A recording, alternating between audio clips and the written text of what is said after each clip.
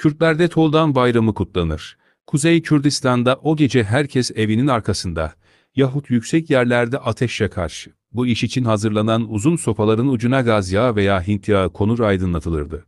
Bu hareketlerden anlaşılıyor ki Dahhak'a karşı yapılan ihtilal sırasında evlerin arkasında yakılan ateşler aydınlatmaya neden oluyor, ateşlerin dolaştırılması da ayaklanmanın başlamasını haber vermeye yarıyordu. Eskiden telefon, telgraf gibi haberleşme araçları bulunmadığından bu iş için ateş alevini yüksek noktalara çıkararak ondan yararlanmışlardır. Bir işin tüm ülkede birden son bulmasını istediklerinde bekçiler, merkezi şehirdeki ateşi yakar, köy ve kasabalardaki bekçiler de bu işi bir diğerine bildirirlerdi. Mervani hükümeti döneminde, Mervan hükümdarlarının zulmünden kaçan Zilan aşireti arasında, Hukşter'in sekkaların reisleri için yaptığını yaptılar.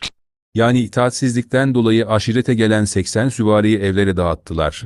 Gece, önceden aralarında